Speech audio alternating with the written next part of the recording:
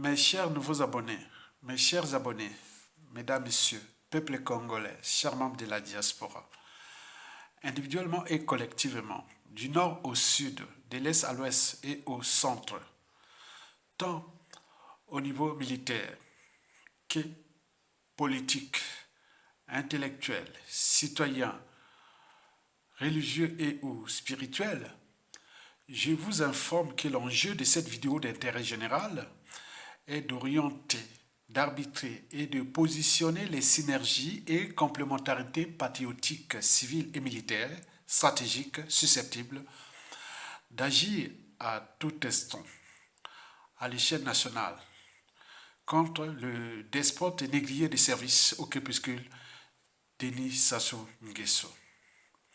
Par ailleurs, je vous informe qu'il n'y a pas de mobilisation citoyenne et militaire à la fois, ni de dépassement de soi, à l'exemple du colonel Assimi Goïta au Mali, du capitaine Ibrahim Traoré au Burkina Faso et du général Abdurrahman Tchani au Niger, etc., sont d'un côté la révolution citoyenne et la révolution intellectuelle, et de l'autre côté des lendemains à construire et de futurs à édifier ensemble.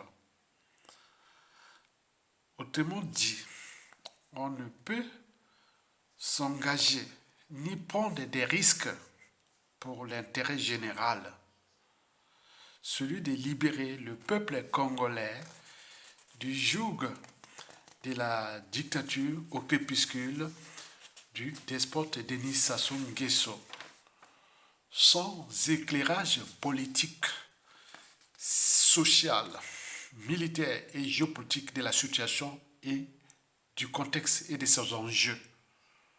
En d'autres termes, devant les contraintes et aux difficultés déjà visibles à l'échelle nationale depuis 2015 à nos jours, on ne peut pas prendre la décision d'un putsch libérateur contre le despote Denis Sassou Nguesso sur son propre terrain, le terrain congolais qu'il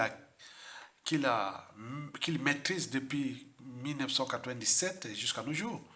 On ne peut prendre la décision ni des risques, etc., d'un putsch contre le despote Denis Sassou Nguesso sans outils d'aide à la décision militaire, sans clarité ni visibilité.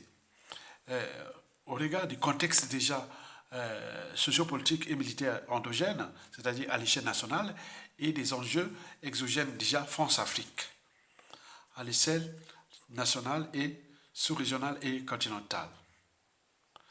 Pour ce faire, je vais ici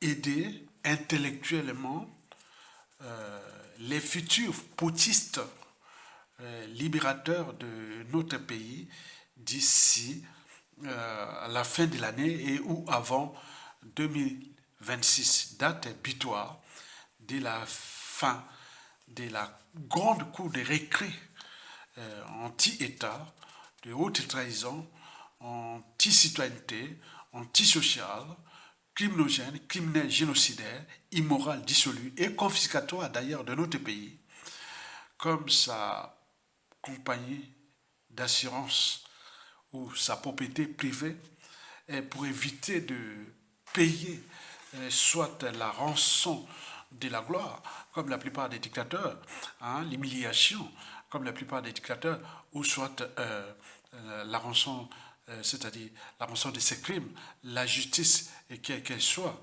Et n'oublions pas que le despote à la paire au ventre, et comment va devenir sa tombe, son cimetière, sa dépouille et autres, au regard de ce qu'il avait fait déjà au commandant, président Marine Ngouabi, le cardinal Mimi Aïnda et le président, surtout le président Massamba Deba, et bien d'autres dignitaires et hauts cadres civils et militaires congolais qui l'auraient mutilé. Donc Sassou est le champion de la mutilation, du cannibalisme, d'anthropophagisme, etc. Maintenant, lui-même, il a peur de ça. Et donc, il faut en tenir compte de ça. C'est pourquoi il s'accapare des moyens de l'État et dont il s'est en tenu, conditionné, sous emprise d'ailleurs, de donner la mort. Donc, le pouvoir, c'est lui ou le chaos. Si vous voulez s'affronter à lui, bon, ben écoutez, si vous ne réussissez pas, c'est la case déclassement généralisé, soit la case exil forcé sans passeport ni visa, et traqué d'ailleurs, soit la case prison, et vous pouvez mourir en prison, et surtout, c'est la case assassinat, puisqu'il a toujours assassiné ceux et celles qui l'ont d'ailleurs aidé au pouvoir. Et donc, ce qu'on appelle son cynisme. Et donc, il faut en tenir compte de par ce personnage au regard des enjeux, de la survie de son régime. Et donc, il faut en tenir compte de ça. Et voici, pour vous, peuple congolais, ou pour relayer ça aux futurs poutistes de la libération, parce que la situation d'ici à 2026 ne va que passer par un putsch. On ne sait pas la nature de ce putsch et que je vous dirai après. Il n'y a pas de solution. Il n'y a pas une démocratie qui va libérer le Congo. C'est un putsch qui doit passer. Et ça, c'est la règle. Elle doit passer jusqu'ici 2026. C'est pourquoi nous donnons les outils d'aide à la décision, nous donnons les scénarios, les synergies, beaucoup de choses pour faciliter la prise de décision militaire, surtout que l'environnement est déjà favorable à un putsch contre ce clan et contre l'éducateur. Donc, j'en ai sélectionné pour vous 5 indicateurs susceptibles d'accompagner les futurs putschistes d'ici à 2026 de déposer le plus grand despote criminel de tous les temps que notre pays n'ait jamais connu. Le premier indicateur sur 5, c'est le clan. Il est déjà divisé. Et la France-Afrique doute d'ailleurs de ce clan.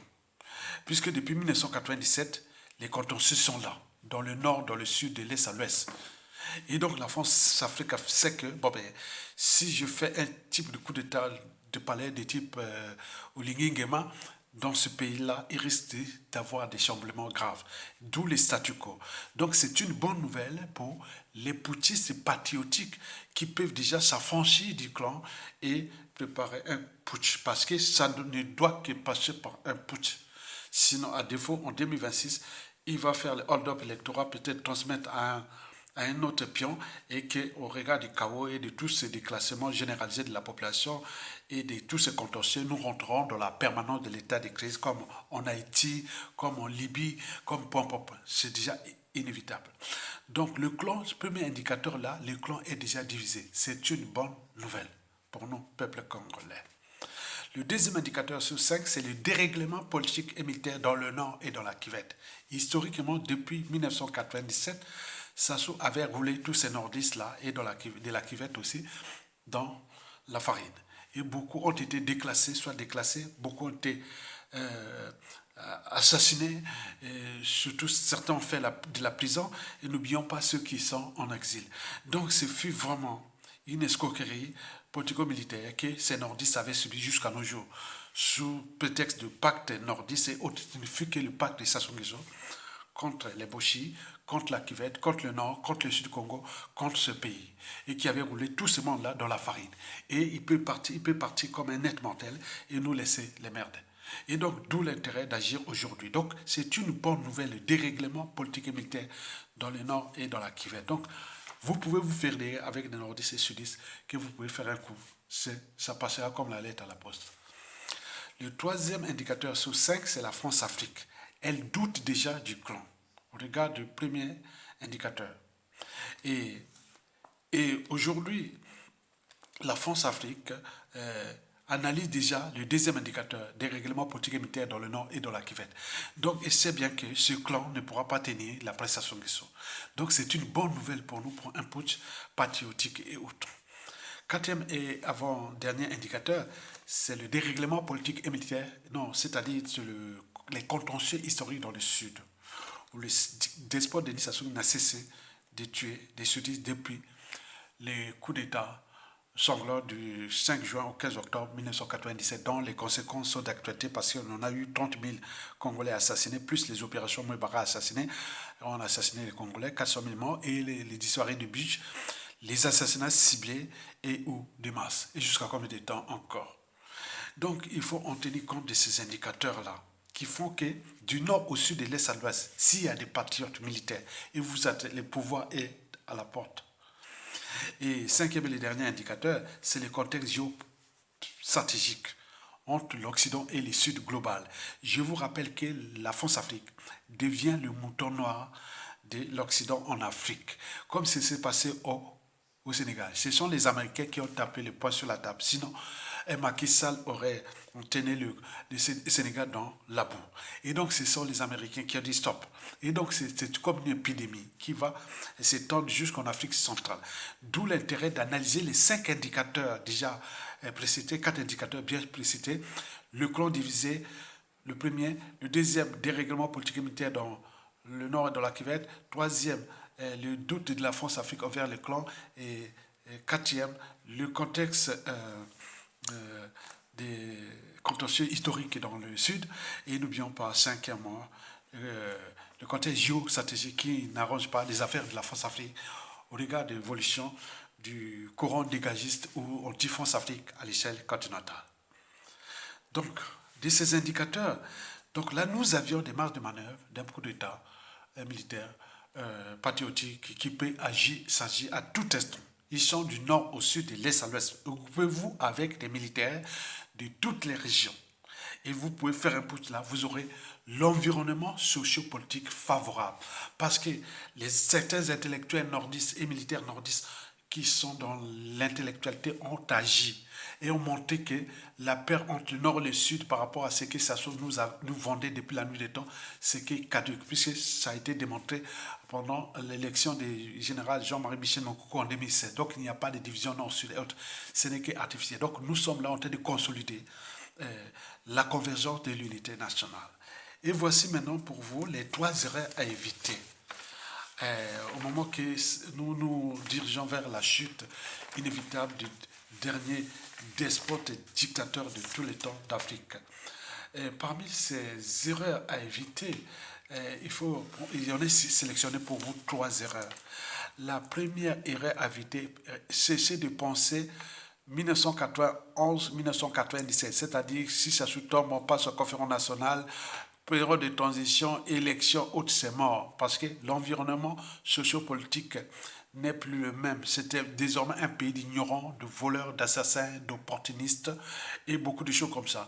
Donc il faut que les patriotes civils et militaires se regroupent ensemble pendant une période de transition plus ou moins longue où vous allez mettre tout de résoudre ça dans un pouvoir qui marche en même temps, c'est-à-dire les commissions vérité et réconciliation, les problèmes de bien mal acquis, de la réforme des institutions et tout ça dans un pouvoir de transition. Ce n'est plus la conférence nationale là-bas, le gouvernement fait des choses. Non, non, non. C'est dans un consensus, dans l'ensemble, qui à partir d'un pouvoir qui est déjà au main des politico-militaires civils patriotiques. Et donc, nous nous dirigeons vers ces rapports de force-là pour que nous mettons en place nos patriotes. La deuxième erreur à éviter sur 5, c'est l'erreur France-Afrique. Souvenez-vous de ce qui s'est passé à Lussuba. Mais au regard du contexte France-Afrique qui est aux abois. Donc les 11 accords qui nous posent problème, qui va se poser aussi en Afrique de l'Ouest, qui sont en train de chercher à s'affranchir des 11 accords France-Afrique. Donc nous allons suivre la dynamique comme celle qui se passe en Afrique de l'Ouest. Et à défaut, nous pourrons utiliser le référendum pour sortir des 11 accords de la France-Afrique. Mais avant cela, il faut d'abord mettre les bases citoyennes, patriotiques, sociales et autres. Donc on aura une période de 3, 4, 5 ans pour régénérer d'abord une nation nouvelle, un esprit nouveau. Et à partir de cet esprit nouveau, nous pourrons envisager de repenser déjà les 11 accords que nous avions avec la France-Afrique et qui nous tirent toujours vers le bas, qui fait que depuis l'indépendance, nous n'avions jamais été tranquilles, libres et dignes chez nous. Vous savez qu'on était toujours perturbé par la France-Afrique à cause de ces 11 accords-là qui, ailleurs, commencent à trouver les stratégies pour s'en débarrasser. La troisième erreur sur trois à éviter, c'est surtout pour ceux qui sont dans le coup de dégager Sassou Nguesso, éviter d'entrer dans la nasse des types coup d'État Olingi Nguema et ou Idriss Mama Kaka. Et pourquoi? Parce que le contexte où la situation tchadienne et ou gabonaise n'est pas comme celle qui s'est passée chez nous. Chez nous, il y a eu un coup d'État sanglant. On a tué des gens. Il y a des contentieux qui ne sont pas encore résolus. Et qu'il y a des règlements politiques et militaires dans le nord et dans la Kivette. Les ambitions des uns et des autres, en fonction de sa tribu et de sa psychanalyse, de son éducation, de beaucoup de choses qui vont se passer. Le Sud, avec tous ces contentieux historiques que Sassou a tués dans le Poul, dans le Nibolek et de tout ce qui s'est passé. D'ailleurs, Jean de Mokemba a cherché à rouler les Nibolong et autres, ça a été grillé.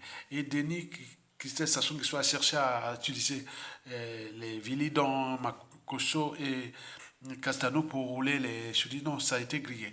Donc évitez de commettre les erreurs de type coup d'État Olingi Nguema et ou Kaka du Tchad. Donc parce que la situation de notre pays n'est pas pareille. Donc pensez si la France-Afrique vous impose par exemple de changer, de dégager Sassou Nguesso. Pensez d'abord à ce qui s'est passé au Mali, au Burkina Faso et au Niger. C'est la ligne, c'est l'état d'esprit de tout Congolais qui veut dégager Sassou Nguesso. Parce que vous aviez l'environnement sociopolitique, intellectuel, national qui est déjà dans la convergence. C'est-à-dire il y a des intellectuels du nord et du sud, de l'est à l'ouest, dans la diaspora, c'est ça un indicateur. Vous voyez que dans la diaspora, vous avez des intellectuels du nord au sud, de l'est à l'ouest qui sont maintenant dans une dynamique qui est que bon, mais nous allons vers une transition ou dans un pouvoir ou dans une dictature citoyenne et patriotique nationale. Donc, la problématique d'élection et autres, ça peut se poser qu'après. Nous, le but est que ceux qui vont faire le boulot, on va mettre les instances de transition. Transition civile, patriotique, nationale. Où il y aura le gouvernement de transition, l'Assemblée constituante de transition, le Haut Conseil de transition et tous ceux et celles qui vont diriger les administrations, les institutions seront tous nommés et après nous aurons des feuilles de route qui touchent les problématiques des biens mal acquis, des paradis fiscaux, des dettes odieuses, des dettes creuses. Deuxièmement, les problématiques de commission, vérité, réconciliation, réparation et autres qui auront des titres de ministres, ceux qui seront les présidents de commission, vérité, réconciliation et tout ça. Il y aura toute une administration qui va travailler pour ça. Parce qu'un pays qui veut aller de l'avant doit d'abord réparer ses fautes, ses erreurs, la mémoire. Donc, ils vont travailler beaucoup de choses, comme ce qui s'est passé en Afrique du Sud, à la fin de l'apartheid, même au Rwanda, entre guillemets, même partout. Nous devons mettre cette commission-là qui doit travailler 2 ans, 3 ans pour mettre des outils vraiment pratiques. Non seulement la commission bien mal acquis, paradis fiscaux, dette odieuse, dette publique et tout compagnie, confiscation, tout ça, c'est toute une administration et le monsieur qui sera là, rôle de ministre à côté du gouvernement aussi. Bon, il y a les institutions nouvelles. Il faudra y penser. Et tous ceux qui vont faire le titre de président, est-ce qu'il y aura le président à titre symbolique et autres, on va faire ça ensemble. Et n'oublions pas tout ce qui sera la géopolitique, la géostratégie, déjà entre nous et la France-Afrique, entre nous et la sous-région, et nous entre l'Occident et le Sud global. Donc il y a du boulot. Donc il y a plein de gens qui seront placés, donc commencez à travailler vos dossiers. Les dossiers nouveaux du gouvernement, ceux qui vont rentrer dans le gouvernement, ceux qui vont prendre les contrôles des administrations, des institutions, de la diplomatie, de toutes ces commissions, les 5 commissions que je vous ai précitées. Et donc, il faudra travailler ça, c'est un ensemble. Donc, travailler ça pour l'intérêt général. Pour que, à la fin de ces 5 ans ensemble pour que le Congolais puisse vivre libre, digne et heureux chez lui et ne pas vivre dans ton pays comme un étranger. Donc le patriotisme va aussi avec le nationalisme. Il va régénérer quand je suis congolais, je suis fier d'être au Congo et que je me promène chez moi et que si je vais accéder à tel poste ou telle fonction ou tel marché, la priorité c'est d'abord les Congolais. Et donc ce qui va arriver. Et donc bosser avec les militaires du nord au sud, de l'est à l'ouest. Donc encourager les officiers qui sont à la retraite, qui sont à l'étranger et autres dans cette synergie et que nous avons tout à gagner ensemble. Donc, pourvu de dégager sa solution. Parce que les perspectives que je vais vous donner, les perspectives sont mauvaises pour nous. Parce que la première perspective, c'est d'aller d'ici 2026 avec Sassou Nguesso et préparer leur coup avec la France-Afrique, bien sûr. Soit Sassou Nguesso arrive en 2026, il continue au-delà, ou on fait un genre de jeu pour faire passer un pion qui va protéger Sassou Nguesso et les crimes et autres. Donc nous avions déjà des pions qui sont au pays comme de la diaspora, ils doivent dire là, et nous on a averti le clan et tout ce monde-là et la France-Afrique que ça ne va pas marcher parce qu'il y a des règlements politiques et militaires dans le nord et dans la Kivette, les ambitions des uns des autres, parce qu'il y a le clan qui est déjà divisé, et il y a les contentieux historiques dans le sud, et que, bon, ben, il y a cette géopolitique, il n'y a pas que les nordistes qui doivent diriger, etc. Beaucoup de choses qui ne vont pas marcher. Au regard du contexte anti-France-Afrique à l'échelle continentale et de toute cette réorganisation géopolitique, géostratégique à l'échelle planétaire dont la France-Afrique devient le mouton noir. Sans la France-Afrique, ça ne serait pas là. Sans la France-Afrique, les projets de 2026 ne pourront même pas être envisagés. Donc nous devons aller vers les rapports de force. Et ça doit commencer maintenant. Ça doit tomber. Donc nous sommes là entre eux qui préparent leur plan des hold-up électoraux pour passer soit de la dynastie ou au niveau du clan, ou beaucoup de choses comme ça, pour éviter de tout perdre, de payer la rançon de la gloire, de payer la rançon de leurs crimes, ou d'être déclassés, emprisonnés, autres comme ils ont fait aux autres. Non. Donc établissons ces rapports de force entre militaires du nord au sud et de l'est à l'ouest. Et s'il y a des Mboshi qui veulent nous rejoindre, pourquoi pas? C'est ça, ce sont des Congolais. Ceux qui n'ont pas volé ou tué ou autre, qu'est-ce que ça peut faire? On est tous des Congolais. Donc préparons-nous à dégager ce monsieur-là par cette dynamique-là.